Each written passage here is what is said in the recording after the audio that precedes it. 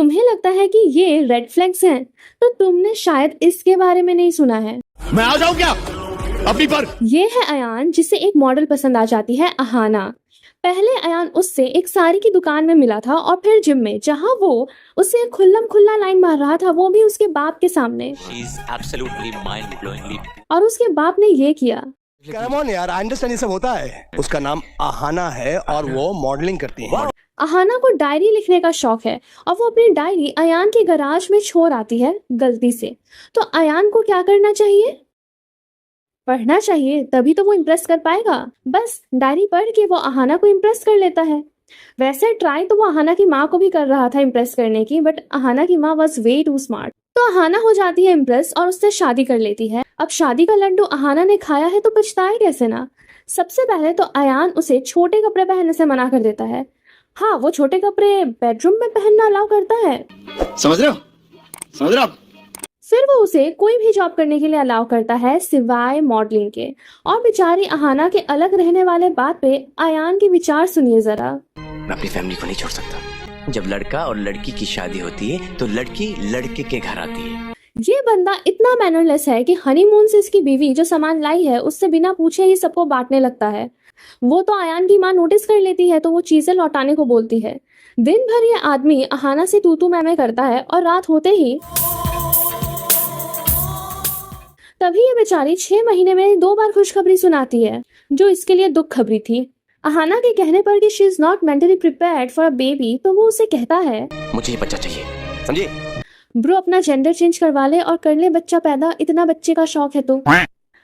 अहाना बेचारी कुछ बोल ही नहीं पाती है क्योंकि उसी कोई सुनता ही कहाँ है। बेचारी पार्टी में गिर जाती है और साथ में बच्चा भी। अब ऐसी हालत में अयान को क्या करना चाहिए? अपनी बीवी को सपोर्ट, लव, केयर। हमारा अयान इतना अच्छा थोड़ी ना है। मुझे कैसे मार सकती? अयान मैंने ये जानबूझ के। यार ये इतना जहरीला आदमी है कि बिना काटे ही जहर फैला देता है। वो तो इसकी माँ इसे समझाती है तो ये थोड़ा काबू में आता है। ये अहाना की फैमिली को आवारा समझता है, मगर अपनी बहन की शादी अहाना के कजिन से ही करवाना चाहता है। अहाना बेचारी एक सदमे से उभर ही रही थी कि दूसरा सदमा भी मिल गया। उसे पता चल गया कि अयान ने उसे उसकी डायरी भरकर अपने जाल में फंसाया था, तो वो अपने बर्थडे पार्टी में कर देती है सीन और तीसरा सदमा भी मिल जाता है। हर ख्वाहिश पूरी कर देता हूँ। ये बंदा और इसका भाई इतने अच्छे हैं कि अपनी माँ के समझाने पर भी नहीं समझ रहे कि थप्पड़ नहीं मारना चाहिए था। इस इंसिडेंट के बाद अहाना डिसाइड करती है कि वो अब इस जहरीले आदमी के साथ नहीं रहेगी और वो अपनी माँ के घर चली जाती है। अयान उससे आता है अपने साथ ले जाने, मगर वो बोलती है क्या तुम मेरे लिए अपनी माँ को छोड़ सकते हो? अहाना की माँ अहाना को सपोर्ट करती है, मगर उसका बाप एक महापुरुष इतना आदमी है ना, ये इसे अपना दामाद सही लग रहा है और बेटी बीवी गलत। आई मीन ही वॉन्ट्स कि उसकी बेटी अयान के पास वापस चली जाए और घर बसाए, और उसकी ये दुआ कबूल भी हो जाती है क्योंकि अहाना वापस से प्रेग्नेंट है।